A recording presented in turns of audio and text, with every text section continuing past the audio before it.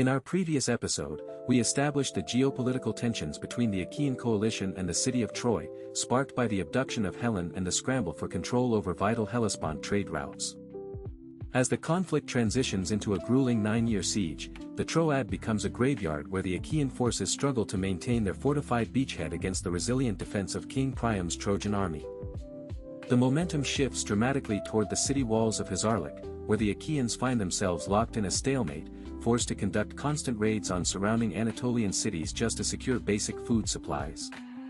The war reaches its most volatile peak when Agamemnon seizes Briseis, triggering the legendary wrath of Achilles, who withdraws his elite Myrmidon units and leaves the Greek coalition vulnerable to a massive Trojan counteroffensive. Led by Prince Hector, the Trojan forces launch a ferocious assault, breaching the Achaean defensive wall and bringing the war to the very edge of the Greek fleet, threatening to incinerate their only path home. The tide turns only when the death of Patroclus forces Achilles back into the fray, resulting in a climactic duel outside the Scaean gate where the Achaean champion finally ends Hector's life. Throughout this phase, the tactical reliance on chariot-borne infantry remains the standard, with elite warriors using these mobile platforms to reach the front lines rather than engaging in massed cavalry charges. The human cost during these 9 years is catastrophic, as the systematic dismantling of the Trojan political structure leads to the widespread enslavement of the local population and the total destruction of regional infrastructure.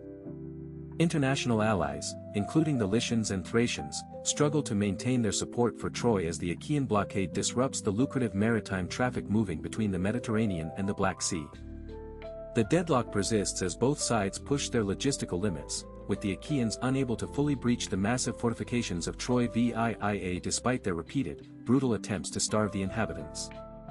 Historical records from the site of Hezarlic reveal that the Achaeans utilized specialized siege tactics, including the construction of fortified camps to sustain their presence during the harsh Anatolian winters. The Achaean command structure, dominated by figures like Odysseus and Diomedes, remains fractured by internal dissent, yet they maintain a unified front to ensure the total annihilation of the Trojan state. Between 1194 and 1184 BCE, the conflict evolves from a localized dispute into a total war that mirrors the broader, systemic instability defining the Late Bronze Age collapse.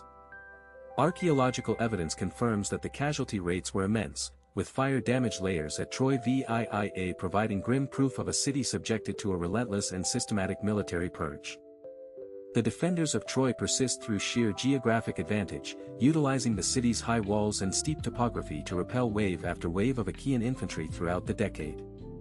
For the Achaeans, victory represents the restoration of Mycenaean hegemony, while for the Trojans, it is a fight for the very survival of their culture and their control over essential trade tolls. Despite the death of Hector, the war remains unresolved, as the massive walls of Troy continue to defy the Achaean coalition, setting the stage for a final, desperate stratagem. We leave the battlefield in a state of suspended tension, as the Achaeans prepare a final, unconventional operation to infiltrate the city and end the decade-long stalemate once and for all. In our next episode, we will explore the final fall of Troy, the historical reality of the Bronze Age collapse, and the enduring legacy of this conflict on the foundation of Western civilization. The destruction of Troy remains a defining moment in human history, marking the violent transition from the Bronze Age to the Greek Dark Ages and the eventual rise of new Mediterranean powers.